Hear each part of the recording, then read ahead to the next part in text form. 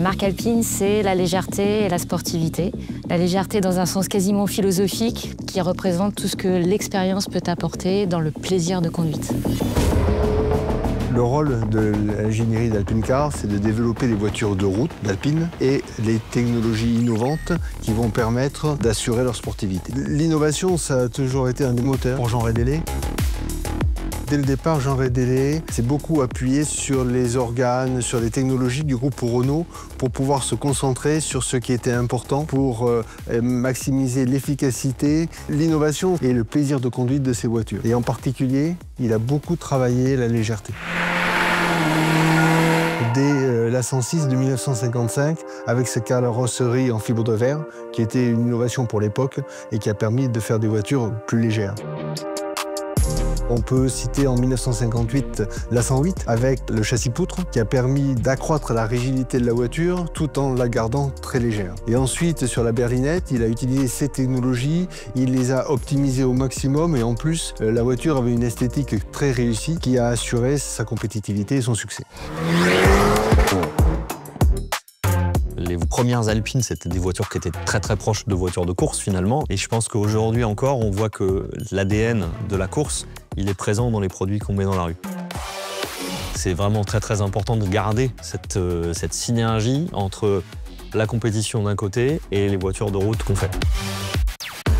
Ces échanges entre Alpine Racing et Alpine Cars, c'est quelque chose qui est à la fois historique, mais qui motive aussi les équipes. Sur le développement de l'Alpine A110 actuelle, on a travaillé étroitement et on a mis à contribution Alpine Racing en utilisant à la fois leurs moyens de calcul et de simulation numérique pour le dimensionnement thermomécanique du moteur, mais aussi leurs moyens physiques et notamment les moyens de métrologie. Pour la 110 actuelle, nos ingénieurs ont encore beaucoup travaillé l'allègement et c'est passé par une carrosserie, une structure entièrement en aluminium, assemblée par un procédé de rivetage et de collage, qui sont des technologies réservées aux voitures d'exception. Une A110, ça fait 200 à 300 kg de moins que ses concurrents et en même temps avec une très bonne qualité d'aspect. Je crois que l'expertise qu'on a accumulée ici chez Alpine Racing, ça fait longtemps qu'elle contribue à la qualité de ce qu'on fait et aux produits qu'on peut mettre dans la rue, notamment l'électrification qu'on a encore une fois.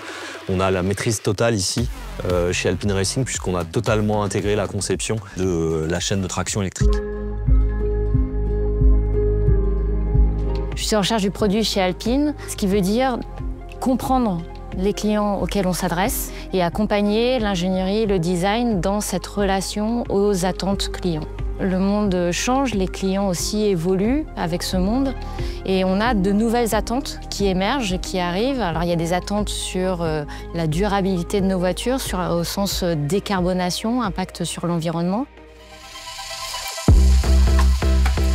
Le passage à l'électrique, c'est plus une question, de toute façon, c'est une nécessité. Les deux principaux challenges quand on passe de véhicules thermiques à des véhicules électriques, c'est l'ajout de masse, ce qui va d'ailleurs à l'encontre de ce qui est l'ADN de la marque. Donc il y a l'enjeu de conserver l'agilité historique de la marque Alpine tout en ayant à gérer une surmasse ou un surpoids. Donc là, on a des systèmes pilotés qui permettent d'aider, de faciliter les véhicules à se comporter de façon agile, en dynamique. L'un des principaux systèmes sur lesquels on a travaillé récemment, c'est l'Active Torque Vectoring. C'est un système piloté qui permet d'avoir une gestion précise et différenciée du couple à la roue, donc pour arriver à faciliter en fait, le comportement du véhicule en dynamique. Moi, la première fois que j'ai conduit sur route une A390, en fait, ça m'a rappelé d'anciennes sensations lorsque je suis passé des skis droits aux skis paraboliques. On retrouve cette agilité, cette facilité qui donne en fait un plaisir immense. Et la deuxième, c'est l'aspect acoustique, parce que passage du monde du thermique à l'électrique, on perd la musicalité du moteur thermique. Arriver à recréer une dimension sonore et acoustique qui, quelque part, transcende le comportement de la voiture, c'est un véritable challenge. L'objectif, c'est de donner au client une dimension supplémentaire sur le comportement dynamique de la voiture au travers du son. La technologie électrique ouvre de nouveaux horizons. Elle permet par exemple une répartition des masses meilleure parce qu'on peut mettre des masses lourdes très bien positionnées dans la voiture, basses, proches du centre de gravité. Mais ça permet également, grâce au moteur électrique qu'on sait piloter à la milliseconde quasiment, justement d'introduire des stratégies de pilotage que l'on ne pouvait pas avoir avec le thermique. On vient d'investir dans un nouveau banc de simulation dynamique véhicule.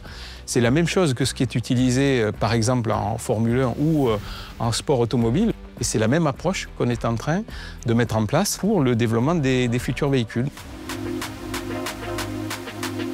On est en train de créer autour d'Alpine Racing Hypertech Alpine, qui est une structure de haute technologie, une vraie vitrine pour l'ingénierie du groupe Renault et d'Alpine évidemment en particulier. Et ça, ce sont vraiment les gens qui font aujourd'hui les moteurs de Formule 1 et qui s'impliquent sur l'endurance par exemple, entre autres, qui vont contribuer demain à ces projets groupe Renault. Ça passe forcément par le développement de nouvelles technologies, ça passe aussi par des façons de raisonner qu'on utilise en compétition, qui sont quand même assez différentes finalement de ce qu'on peut voir dans l'industrie automobile, pour sortir du cadre en fait, et penser en dehors de la boîte, comme on dit en anglais. Et ça, je pense que c'est vraiment important et ça peut donner de très belles choses, en tout cas j'en suis convaincu. On est en train de développer ici, chez Alpine Racing, le moteur de la future supercar Alpine. Et ça, c'est très très prometteur. On va voir là le vrai transfert de la technologie, du savoir-faire des gens de la F1 et de l'endurance vers une voiture qui va être homologuée sur la route. Et ça, je pense que ça va beaucoup plaire.